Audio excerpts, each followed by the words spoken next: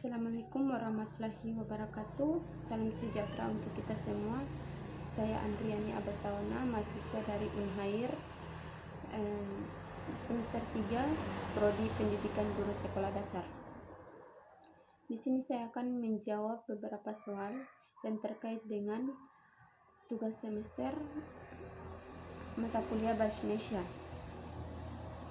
Langsung saja kita akan membacakan soal nomor 1 yang berbunyi, arbiter, unit, dan produktif merupakan bagian dari sifat bahasa. Jelaskan menurut Anda ketiga sifat bahasa disertai contohnya. Langsung saja, bahasa yang bersifat arbiter. Kata arbiter bisa diartikan sewenang-wenang, berubah-ubah, tidak tepat. Maka suka yang dimaksud dengan istilah arbiter itu adalah tidak ada hubungan wajib antara lambang bahasa. 2. Bahasa yang bersifat unit. Unit sebagai hakiki bahasa artinya mempunyai ciri khas bersifat yang tidak dimiliki oleh bahasa lain. Setiap bahasa memiliki keunikan tersendiri.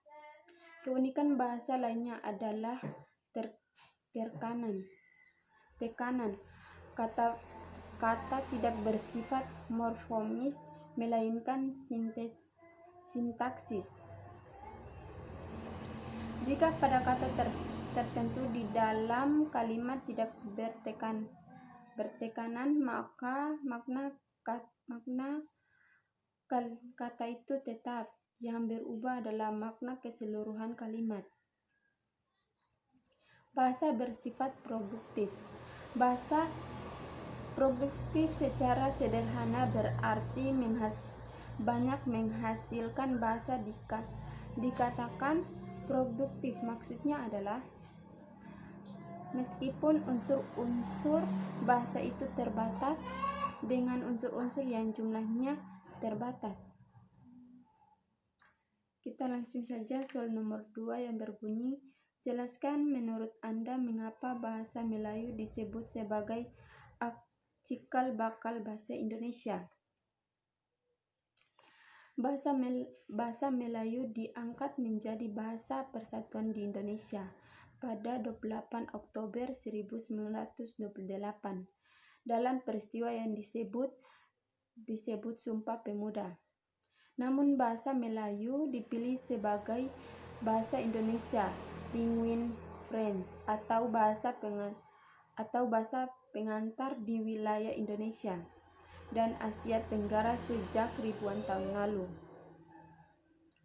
Langsung saja soal nomor 3, jelaskan secara singkat kedudukan dan fungsi bahasa Indonesia. Dalam kedudukannya sebagai bahasa nasional, fungsi bahasa Indonesia adalah sebagai lambang kebanggaan kebangsaan, identitas nasional, alat perhubungan antara warga, antara daerah, serta alat persatuan suku, daerah, dan bahasa di Nusantara. Lanjut ke nomor 4, sebutkan dan jelaskan 3 karakteristik dan ragam bahasa Indonesia disertai contohnya masing-masing. Ada 2 ragam bahasa Indonesia. Ragam lisan adalah bahasa yang dihasilkan dalam ruang lisan sebagai unsur dasar bahasa. Dalam ragam lisannya